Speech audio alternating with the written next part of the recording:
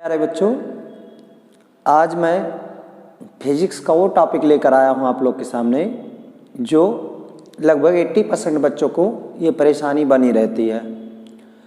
आज जो हम लोग बात करेंगे वो हमारा विषय है फिजिक्स की न्यूमेरिकल को पढ़ करके कैसे हम जाने कौन सा फार्मूला यूज़ करेंगे।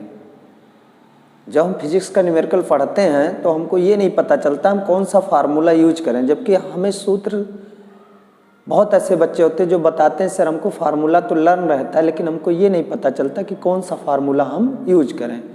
तो आज हम इस विषय पे बात करेंगे कि कैसे। दूसरा हमारा पॉइंट इसमें होगा कि जो एग्ज़ाम के दौरान हम क्वेश्चन सॉल्व करके आते हैं उसमें पता चलता है कि हमारा जो सॉल्यूशन होता है आंसर तो रहता बट हमको पूरा नंबर नहीं मिलता, तो उसमें क्या कमियां होती हैं इन सब बातों पे हम विशेष ध्यान रखेंगे।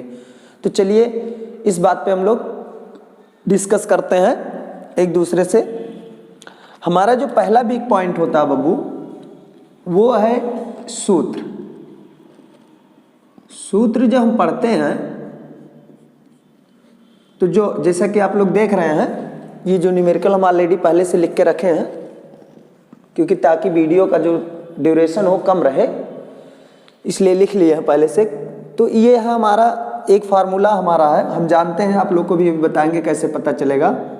B बराबर आई आर पे न्यूमेरिकल है जो अच्छी तरह से आप लोग जानते हैं, ये ओम का नियम है, B बराबर आई आर। तो हमने क्या किया, ये फार्मूला हमने लर्न कर लिया अपने माइंड में कि B बराबर आई आर होता है, लेकिन हम ये जान नहीं पाते इसको हम यूज कब करेंगे। तो आज हम ये जानेंगे। तो जब कोई फार्मूला हम फिजिकल फार्मूला लर्न करें तो हम उसको ऐसे जैसे हम बता रहे हैं ऐसे आप उसको राइट कर लीजिए। जैसे B क्या है, वो है विभवांतर,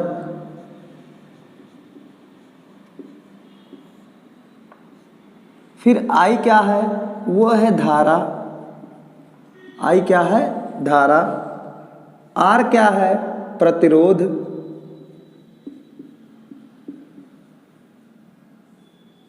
तो अब जब कोई फार्मूला हम लोग लर्न करेंगे इसी तरीके से आप एक डायरी बना लीजिए छोटी सी जिसमें फार्मूला की डायरी हो, या कोई पतला सा नोट बना लीजिए जिसमें आप ऐसे फार्मूले लिखिए उनके नाम के साथ में लिखिए उनको। क्योंकि समस्याएं क्या होती हैं जब हम फार्मूले को, अभी हम बताएंगे कि समस्याएं क्या क्रिएट होंगी, और यहाँ जब हम नाम लिखें तो उसके बगल में कोष्ठक में हम क्या लिख लें, उसके यूनिट लिख लें, मात्रक। तो इसका मात्रक होता वोल्ट, सिंबल होता बी, प्रतिरोध का मात्रक होता ओम, इसका सिंबल होता है इस तरह। ये जो धारा है ये हमारा मात्रक होता है एम्पियर,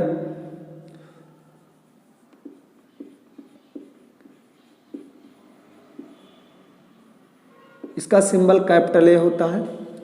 इस तरह से जब हम अपने फार्मूले को लिखेंगे तो हमको क्या होगा कि उसमें जो अक्षर अल्फ़ाबेट यूज किए गए हैं वो हमको पता चल जाएंगे कि ये अल्फ़ाबेट क्या व्यक्त कर रहा है यहाँ। जैसे मान लो हम किसी मैरिज या किसी पार्टी में गए हुए हैं और वहाँ पे कोई लेडी या जेंट्स खड़ा है, पता चल रहा कि उसके बारे में हमको नहीं पता कि वो हमारा कौन है, तो पता चला रिलेशन में थी बुआ, उसको मौसी कह के आप बुला रहे हैं। या मान लो अंकल है, आप उसको अंकल हैं तो आप बड़े पापा कह के बुला रहे हैं, या मौसा कह के बुला रहे हैं, या फूफा कह के बुला रहे हैं। तो समस्या तो क्रिएट ही होगी जब आप उनके बारे में नहीं जानेंगे है कौन हमारे, तो जब आपको बुलाना होगा तो समस्या तो क्रिएट ही होगी। तो उसी तरीके से जब कोई फार्मूला हम देख लेते हैं कि हाँ ये फार्मूला है फिजिक्स का फार्मूला, लेकिन जब उसके बारे में नहीं जानेंगे तो उसको यूज करने में तो समस्या होगी ही होगी।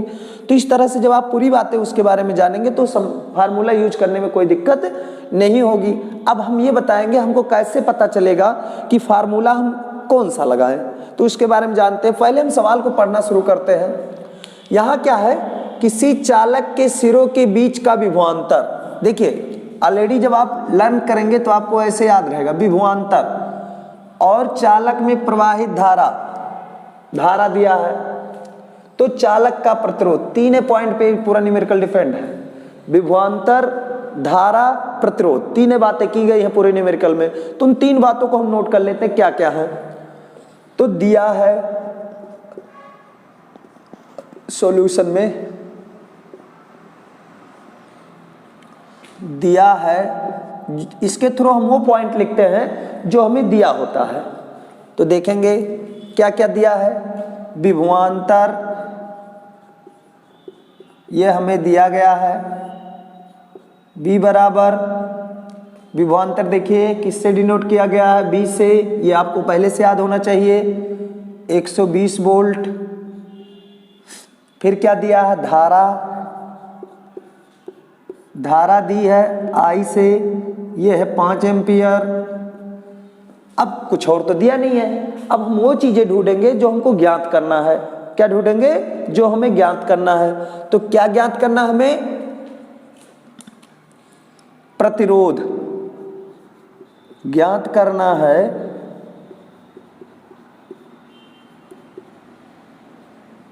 प्रतिरोध क्या ज्ञात करना है, प्रतिरोध।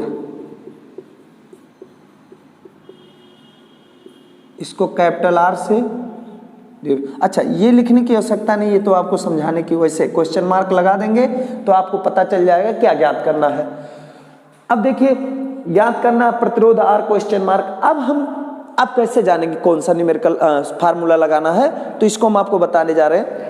अपने दिमाग में आप सर्च करिए कि इन तीनों से संबंधित कोई ऐसा फार्मूला है जो हम जानते हैं और जिसमें तीनों आए। किस रिलेशन में आते हैं ये नहीं मायने रखता, मतलब वो भाग में है, गुणनफल में है, फ्रैक्शन रूप में है, किस रूप में, सब्सट्रैक्शन रूप में है, एडिशन में है, कैसे, इससे नहीं मतलब। लेकिन ये तीनों आने चाहिए, ऐसे फार्मूले जो हों जिसमें तीनों आ जाएं। तब जब आपको रिलेशन ढूंढेंगे अपने माइंड में तो आपको यही एक रिलेशन मिलेगा जिसमें तीनों आएंगे। फिर वही फार्मूला आप लिख लीजिए। देखिए सॉल्यूशन में हम क्या करते हैं, अब B बराबर IR, B बराबर IR। यहाँ देखिए B बराबर IR जो हमने लिख लिया तो हुआ क्या, जिसको ज्ञात करना उसको सब्ट्रैक्ट कर, मतलब अलग कर लेते, सेपरेट कर लेते। सेपरेट करने के बाद वो बाएं पक्ष में ले आते हैं।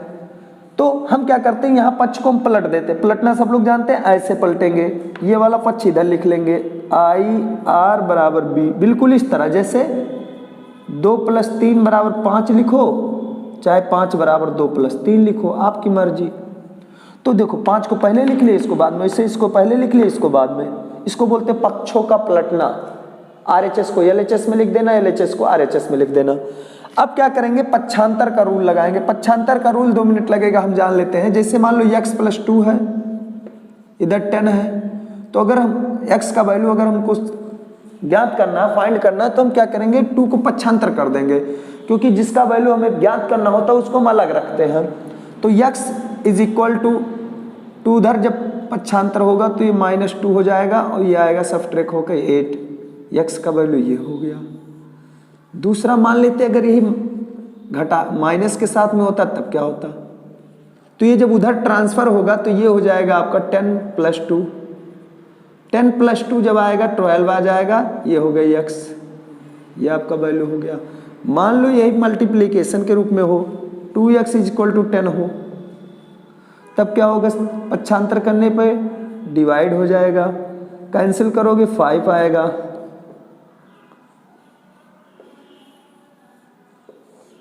फिर मान लो यही डिवीजन के रूप में हो, x/2 = 10 हो, तो ये क्या होगा, क्रॉस मल्टीप्लाई होगा,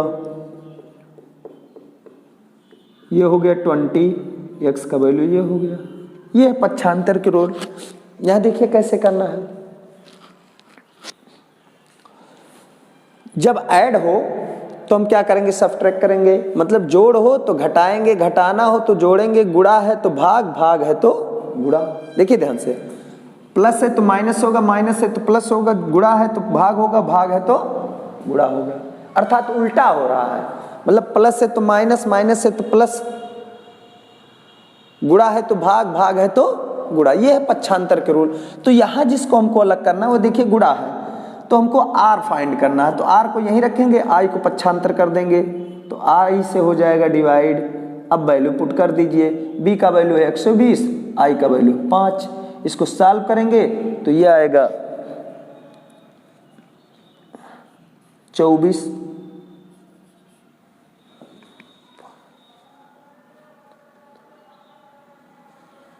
अच्छा, R का वहां देखिए, जब आप ये फार्मूला लर्न करेंगे, R क्या है, प्रतिरोध, प्रतिरोध का मात्रक क्या, ओम, तो ओम का सिंबल बना देंगे। जान लीजिए आपका सवाल सॉल्व। कितना सिंपल था। तो अब कैसे जाने, फिर से दोहराते हैं। पहले न्यूमेरिकल को पढ़ेंगे, जिन 3 बातों पर मतलब जिन बातों पे न्यूमेरिकल डिपेंड होगा उनको मार्क कर लेंगे या उसको नोट कर लेंगे। विभवांतर दिया है, एम्पियर प्रतिरोध और धारा प्रतिरोध, ये हो गया। अब इन तीनों से रिलेटेड कोई फार्मूला ढूंढेंगे, V बराबर IR, वो मिल गया। अब जो ज्ञात करना उसको बाएं पक्ष में करेंगे, बाएं पक्ष में करने के बाद क्या करेंगे, सॉल्व कर लेंगे, सबका वैल्यू पुट करके आ जाएगा आंसर। दूसरा हम लोग देख रहे हैं, दूसरा न्यूमेरिकल देखते हैं। अब जो तरंग से रिलेटेड है उसको देखते हैं हम लोग कैसे सॉल्व करेंगे।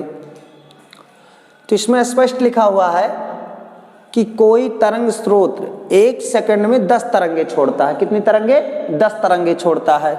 यदि तरंग का तरंग दैर्ध्य 10 तरंगे छोड़ता है 1 सेकंड में, तरंग दैर्ध्य 200 एंगस्ट्रॉम है, तो तरंग की चाल क्या होगी?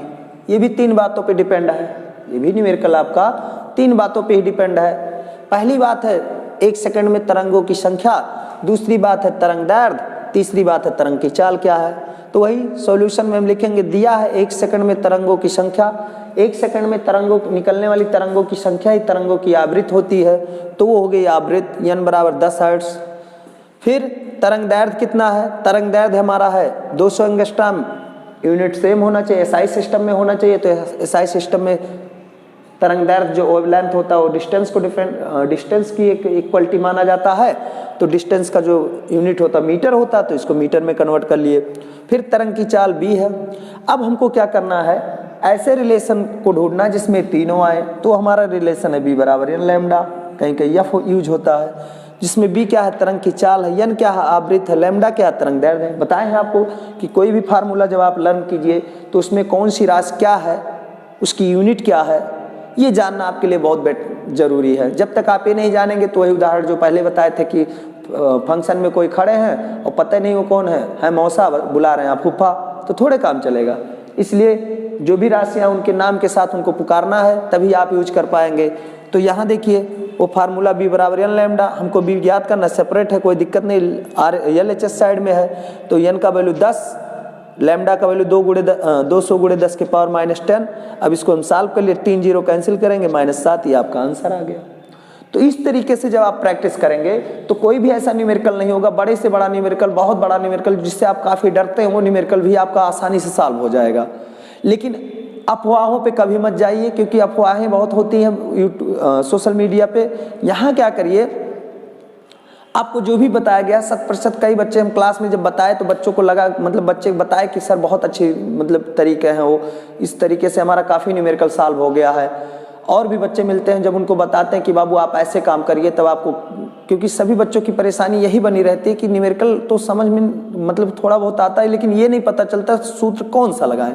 तो उसका तरीका यही है, जो आपको दिया रहे वो लिखो, सारी बातें जो ज्ञात करना उसको लिखो, फिर उन्हीं से रिलेटेड कोई ऐसा संबंध ढूंढो जो आपके मतलब मस्तिष्क में हो, फिर उसी में जो ज्ञात करना उसको अलग कर लो, बाकी सबका वैल्यू पुट कर दो, तुरंत आपका आंसर मिल जाएगा। इस तरह से आपकी कोई गलती भी नहीं होगी। इस तरह से जितने नंबर का आप करके आओगे उतना नंबर आपको फुल में मिलेगा। दूसरी बात आप यहाँ ध्यान रखिए, जब आप इस तरह से रखेंगे तो एग्जामिनर जो होगा काफ़ी आपके तरफ अट्रैक्टिव होगा और ज़्यादा कन्फ्यूजन वाला भी क्वेश्चन नहीं होगा, क्योंकि उसको सोल्यूशन से मतलब आपका सोल्यूशन दिख रहा है, इधर सारी बातें लिखी हुई हैं। और इस तरह से जब आप फार्मूला लिखेंगे तो आपकी 2 बातें तैयार रहेंगी। पहला नंबर तो फार्मूला तैयार रहेगा, दूसरा नंबर आपका ये तैयार रहेगा कौन सी राशि का क्या मात्रक होता है, यूनिट भी आपका तैयार रहेगा, लर्न रहेगा, कोई दिक्कत नहीं होगी। इसलिए आप लोग तैयारी अच्छे से कीजिए। कोई और समस्या आती तो उसको कमेंट कीजिए। इसी के साथ मैं रमेश, विक्टर क्लासेस सोनाहा,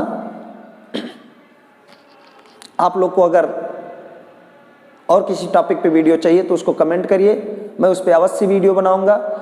अगर आपको लगे कि हाँ ये वाकई में तरीका बहुत अच्छा, तो चैनल को अवश्य सब्सक्राइब करिएगा, ताकि हमारे जितने भी वीडियो हों आपको सबसे पहले मिलते रहें, उसका नोटिफिकेशन आपको हमेशा मिलता रहे समय समय से, ताकि आपको कोई वीडियो छूटे ना और आप अच्छे से तैयारी कर पाएं। Thank you.